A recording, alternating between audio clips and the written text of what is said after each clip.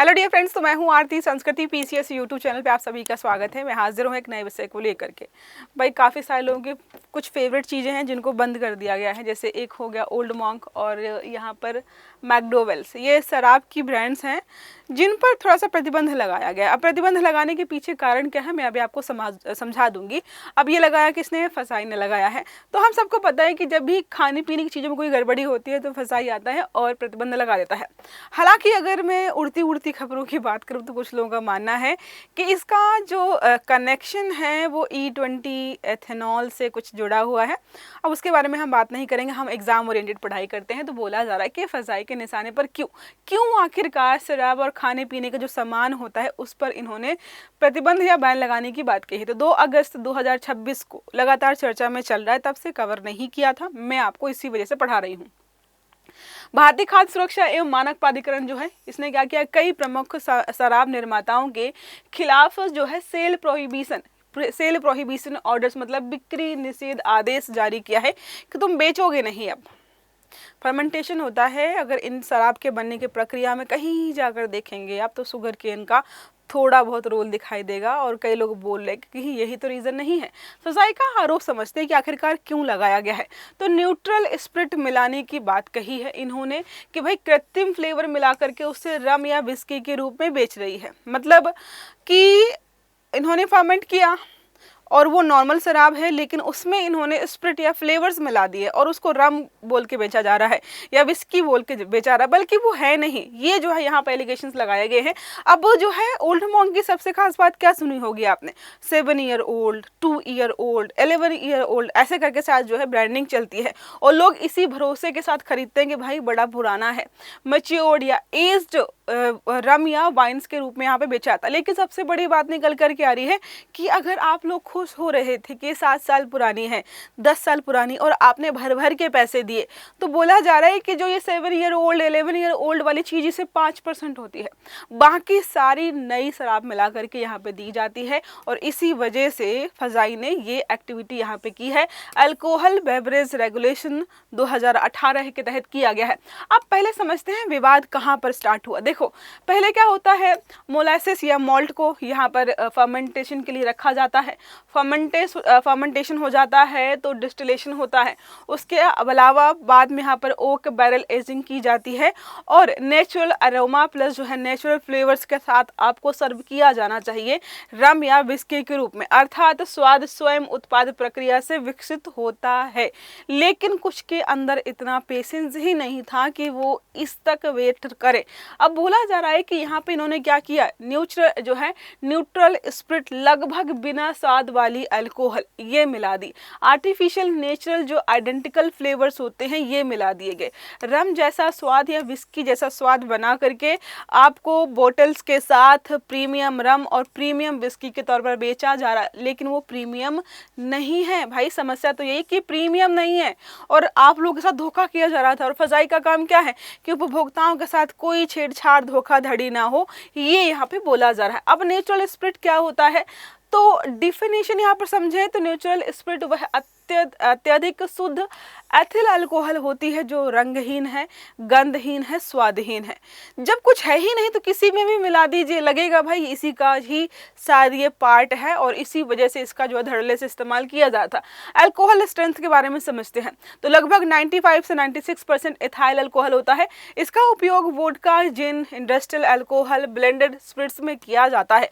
लेकिन फसाई का कहना है कि यदि इसी नेचुरल स्पिरिट में बाद में विस्की फ्लेवर डालकर उसे विस्की कहा जाए तो वो भ्रामक होगा, जब इसका कोई स्वाद ही नहीं है, गंध नहीं है, रंग नहीं है। इसको बाद में लोग क्या बोल रहे हैं कि भाई विस्की है, ये रम है और आप लोगों के साथ धोखाधड़ी की जा रही है। अब बात करते हैं फसाई को समस्या क्या है, मतलब क्या समस्या है इससे। तो देखो जो फसाई है वो फ्लेवरिंग के खिलाफ नहीं है। उनका कहना यहाँ पर यह है कि रम में रम फ्लेवर मिलाने का या विस्की में विस्की फ्लेवर मिलाने का क्योंकि इन पेयों का स्वाद फर्मेंटेशन, डेस्टिलेशन और एजिंग से ही होना चाहिए। जो यहाँ पे बोला गया था ना कि कहाँ गया, हाँ ये पूरी प्रक्रिया है, उसके बाद आपकी रम और विस्की बनती है। ये फर्मेंटेशन की प्रक्रिया है, इससे नेचुरली वो स्वाद और गंध आपको मिलेगी। लेकिन ये लोग ये कर ही नहीं रहे हैं, एक बाहर से नेचुरल स्पिरिट लेकर के आते हैं, उसमें फ्लेवर मिलाते हैं रम और विस्की का, और वो आपको जो है पागल बना करके ये बेच रहे हैं, और इसी वजह से इन्होंने इसका विरोध किया है। अब किन फ्लेवर्स की अनुमति दी गई है, तो यही तकनीकी रूप से आवश्यक हो तो देखो coffee flavour, vanilla, herbs, fruits, पता नहीं आजकल तो बहुत सारे फ्लेवर चल रहे हैं, ये सारे आपको यहाँ पर दिख जाएंगे, मिल जाएंगे, लेकिन नेचुरल नहीं होते हैं। प्रयोगशाला में जांच में क्या मिला कि भाई इन्होंने देखा बहुत सारे जो है नमूनों की जांच की, लैब फाइंडिंग्स यहाँ पर ये थी कि जो न्यूट्रल आइडेंटिकल फ्लेवर्स होते हैं वो मिल गए, आर्टिफिशियल फ्लेवर्स मिला, मतलब जो फ्लेवर आपको रम पीने के बाद रम का आता है वो रम का नहीं, जबकि आर्टिफिशियल फ्लेवर था। जैसे आप देखते हैं ना कि मतलब फ्रूट्स लेने गए या कोई ऐसा खाद्य पदार्थ, शुगर हो गया, या शुगर में आर्टिफिशियल शुगर भी होता है, नेचुरल शुगर भी होता है, इसी प्रकार से ये आपके साथ धोखाधड़ी कर रहे हैं। नेचुरल जो है कैरेक्टर्स दब गया, इसके साथ जो है ओरिजिनल जो डिस्टिलेशन अरोमा होता है वो मिला ही नहीं है। कहाँ से मिलेगा, क्योंकि इन्होंने प्रक्रिया फॉलो ही नहीं की। इसी वजह से बोले कि ये जो आप प्रोडक्ट बेच रहे हो कि ये विस्की है, ये रम है, ये है ही नहीं, तो आप इस नाम से बेच क्यों रहे हो। जैसे अभी कुछ दिन पहले मैंने बताया था कि जो एनर्जी ड्रिंक्स हैं उन पर प्रतिबंध लगा दिया गया, क्योंकि एनर्जी ड्रिंक जैसी कोई चीज़ होती ही नहीं है। ऐसी कोई चीज़ नहीं है मार्केट में जिसको आप पिएंगे और आपको इंस्टेंट एनर्जी मिलेगी और आप बिल्कुल जो है बिल्कुल एनर्जी से काम करना शुरू कर देंगे। ये भ्रमित करने वाली चीज़ें थी। उनमें जो है कैफीन मिलाई जाती है। जो एनर्जी ड्रिंक्स होते हैं इनमें कैफीन जो है बहुत ज़्यादा लेवल की मिलाई जाती है, इतनी कि आपके हार्ट के लिए अच्छी नहीं है, आपके ब्लड के लिए अच्छी नहीं, इवन बच्चों के लिए भी अच्छी नहीं है।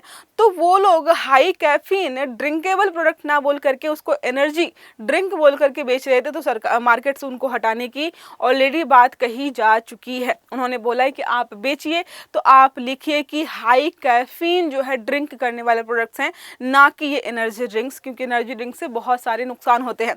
अब कुछ लोग बोलेंगे मैम ऐसा तो नहीं है, हमने तो पिया एनर्जी ड्रिंक्स और बहुत एनर्जी मिली। तो वैज्ञानिकों का मानना है कि भाई उनको पीने के बाद जो एनर्जी आपकी बॉडी में थी वो 8 घंटे काम करती, लेकिन पीने के बाद वो आपकी मेटाबॉलिज्म या बॉडी की चीज़ों को इतना फास्ट कर देती है कि वो 8 घंटे की एनर्जी आप 4 घंटे में ही कंज्यूम कर लेते हो। क्योंकि वो 4 घंटे में कंज्यूम हुई तो आपको काफ़ी एनर्जेटिक महसूस होता है, लेकिन बाद में लोगों को बड़ा थकान, आलस और बहुत सारी बीमारियां घेरना शुरू कर देती हैं। अब बात करते हैं इनके ओल्ड मॉन्क के बारे में। तो एज क्लेम सबसे महत्वपूर्ण जो है इशू है यहाँ पर। इन्होंने बोला कि आप 7 ईयर या मैच्योर्ड या रिजर्व या एज्ड बोल करके बेच रहे हो, लेकिन इसमें ये एज्ड, मैच्योर्ड और 7 ईयर वाले जो पोर्शन है वो बहुत कम रहता है, बाकी तो सारा न्यूट्रल स्पिरिट ही रहता है। 95 जो है न्यूट्रल स्पिरिट है और 5% ही आपने 7 ईयर वाली या ओल्ड वाली चीज़ें मिलाई हैं। ये भी अपने आप में भ्रामक है और लोगों के साथ धोखाधड़ी करने वाली चीज़ है। नियम यहाँ पे क्या कहता है, यदि किसी ब्लेंड में 10 साल, 8 साल, 2 साल पुरानी स्पिरिट मिली हो तो उसकी ऑफिशियल एज 2 साल ही होगी। जितनी नई स्पिरिट, जैसे यहाँ पर समझिए, अब ये लोग बोल रहे हैं कि 5% 11 ईयर ओल्ड भी तो है, बाकी आप 90% क्यों देख रहे हो, 95%। तो फजाई का कहना है कि अगर आपके पास 10 साल पुरानी वाली शराब में 5% भी न्यूट्रल स्पिरिट मिला दिया जाए, लेटेस्ट वाला, तो उसको हम लेटेस्ट में ही काउंट करेंगे, ना कि पुरानी वाली में, ये बोला जा रहा है। ओल्ड मॉन्क को उदाहरण देखिए, ओल्ड मॉन्क जो है XXX मैच्योर्ड रम में, रम के एक वेरिएंट में फजाई के अनुसार मैच्योर्ड रम 5% थी, अधिकांश न्यूट्रल स्पिरिट था, फिर भी यहाँ पर लेबल लगा था 7 ईयर ओल्ड का। ये गड़बड़ी यहाँ पे की जा रही थी और इन्हीं सबको यहाँ पर क्या है, फजाई ने मना कर दिया है। अब देखो किन किन कानूनों का हवाला दिया गया है। तो पहला food safety and standards act 2006 का मुख्य अधिनियम हमारा यही है। दूसरा हमारा है food safety standards alcohol beverage regulation 2018 का। विशेष रूप से यहाँ पर अलग अलग प्रकार की बातें हैं, विशेष स्वाद हो गया, सुगंध वगैरह हो गया, ब्लेंड की आयु, एज वगैरह क्लेम करना, सब यहाँ पर बताया गया है। फूड एडिटिव्स मतलब फूड में क्या क्या मिलाया जा सकता है और उनका स्तर कितना रहना चाहिए, ये सारा हो गया। लेबलिंग एंड डिस्प्ले रेगुलेशंस, जो आप दिखा रहे हैं क्या सच में आप वही बेच रहे हैं, कहीं धोखाधड़ी तो नहीं हो रही है। किन कंपनियों पर कार्यवाही हुई है, तो Mohan rocky spring water, united spirits, Diageo India, in brew beverages हो गया, एसोसिएटेड अल्कोहल एंड बेवरेजेस हो गया, यूनाइटेड स्पिरिट्स हो गया, ये सारी अलग अलग ब्रांड्स हैं जो बोला जा रहा है कि प्रभावित होंगी। ओल्ड मॉन्क, मैकडीवल हो गया, बैग पाइपर हो गया, इसके अलावा बहुत सारी हैं जो कि अलग अलग राज्यों से बिलोंग करती हैं, महाराष्ट्र, मध्य प्रदेश और गोवा। कंपनियों की प्रतिक्रिया क्या है? कंपनियों ने भाई यहाँ पे बोला है, हाँ, बॉम्बे हाई कोर्ट में याचिका दर्ज की गई है। वर्तमान लेबल कानून के रूप में यहाँ पर जो भी चीज़ें हैं उनको देखा जा रहा है और लंबे समय तक प्रक्रिया चलेगी। फजाई का जवाब यहाँ पर यह है कि आप जो भी चीज़ें बेच रहे थे वो गलत है और हम इसको नहीं मानते हैं। अब बात करते हैं क्या ये अंतर्राष्ट्रीय प्रथा है? तो बिल्कुल भी नहीं। अंतर्राष्ट्रीय स्तर पर भी इस प्रकार की चीज़ें नहीं होती हैं। उपभोक्ताओं पर क्या प्रभाव पड़ेगा, सही जानकारी मिलेगी।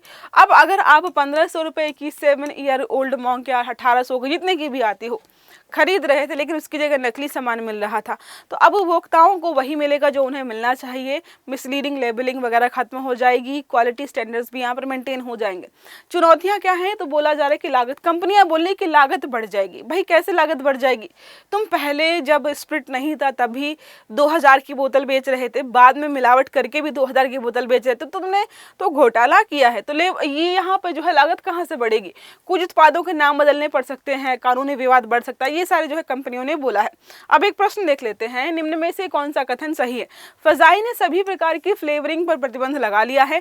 कॉफी और वेनिला जैसे फ्लेवर कुछ परिस्थितियों में अनुमेय हो सकते हैं। सही आंसर आपको देना है कमेंट बॉक्स में। और आपको क्या लगता है सरकार का ये जो फैसला है कितना सही है? वीडियो को कमेंट बॉक्स में जरूर बताएं। वीडियो अच्छा लगा है तो लाइक करना है, चैनल को सब्सक्राइब करना है ताकि सभी आर्टिकल समय पर मिलते रहे। तो अच्छे से पढ़िएगा। Have a good day. Thank you.